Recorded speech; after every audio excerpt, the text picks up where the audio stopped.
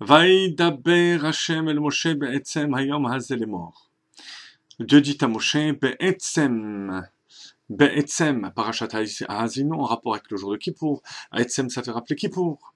Ha'etzumo shel yom, ou ha'atzmo shel yom mechaper, le jour lui-même qui expie. Ce terme be'etzem est employé 3 fois dans la Torah, nous dit Rashi. Une fois lors du déluge, lorsque Akadosh Baruch Hu fait rentrer Noach aux yeux et au su de tous, de toutes les personnes qui se disaient que de toute manière, si Noach essaye de rentrer dans l'arche, on l'empêchera de rentrer, on cassera l'arche.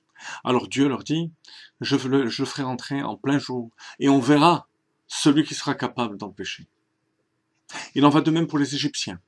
Les Béni Israël sont sortis, be'etzem hayom hazeh. Les Égyptiens pensaient la même chose. Si les Juifs veulent sortir, on les empêchera. Dieu dit, be'etzem hayom hazeh, je vais les faire sortir en plein jour, et on verra Mi sheyesh beyado limchot yavo ve'imre, que celui qui a la force de venir empêcher vienne. Et personne n'a eu cette force. La 3e fois, c'est pour Moshe Rabbeinu. Lorsque les Béni Israël ont entendu que Moshe Rabbeinu devait partir de ce monde, alors ils se sont dit que on va empêcher Moshe Rabbeinu de partir. Alors, le pasteur emploie le même terme, be'etzem hayom hazeh. Mais la Rashi ne dit pas de manière péjorative, que celui qui veut empêcher vienne empêcher. Il nous fait seulement l'analogie avec les 2 autres cas. Ce qui nous fait comprendre que les Béni Israël voulaient retenir la mort de Moshe. Comment est-il possible pour un être humain d'empêcher la mort? C'est entre les mains d'Akadosh Baruch Hu. Achaim ve'amavet, c'est beyad Akadosh Baruch Hu. Eh bien, il faut chercher ça dans Noach et les Égyptiens. Les Béni Israël pensaient utiliser un moyen technique pour empêcher Moshe Rabbeinu de mourir, tout simplement en l'empêchant de monter sur Har Nevo. Puisqu'Akadosh Baruch Hu avait dit à Moshe de monter sur la montagne pour mourir. Donc il ne s'agissait pas de mort naturelle, ça ils n'auraient pas pu empêcher, mais d'intervention divine, si Moshe Rabbeinu sur la montagne. Et c'est ce qu'ils voulaient empêcher. Comment est-ce que les Béni Israël prétendaient empêcher la volonté de Dieu de s'accomplir? Eh bien tout simplement parce qu'ils avaient un devoir de reconnaissance, qui venait d'apprendre dans Parashat Bikurim, dans Kitavo. Un juif doit être avant tout reconnaissant, c'est son propre nom. Yehudi, c'est celui qui remercie, qui reconnaît. Moshe Rabbeinu nous a fait sortir d'Égypte. Il a fendu la mer, il nous a donné la Torah, il nous a donné les cailles, il nous a donné l'eau. Avec tous ces miracles, on va le laisser partir? On ne va pas le laisser partir.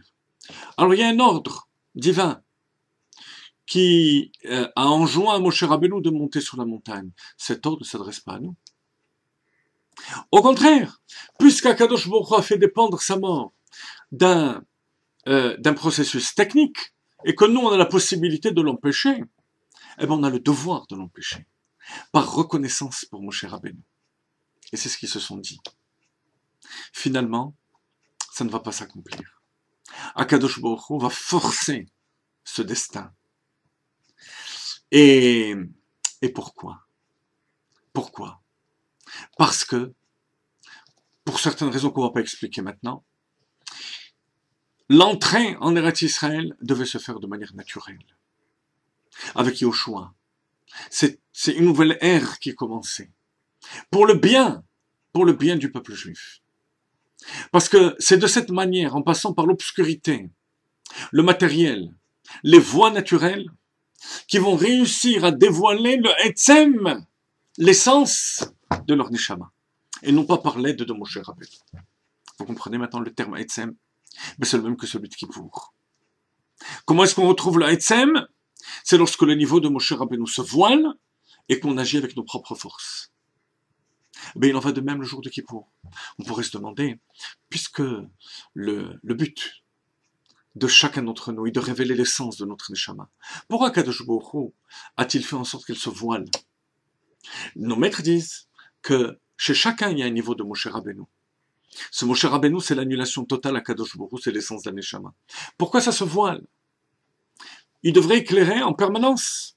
On ferait Torah et Mitzvot de manière naturelle, avec toute la puissance de notre attachement à Kadosh Baruch Hu. Pour la même raison. C'est en passant par la difficulté, par le travail personnel, qu'on dévoile le Etzem, l'essence. Il en va de même pour Kippour.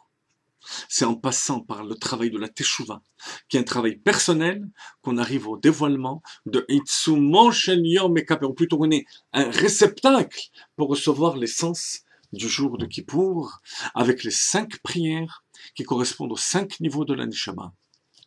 Chag Sameach, un bon Kippour, et que toute notre filote soit agréée par Akadosh Baruch Hu.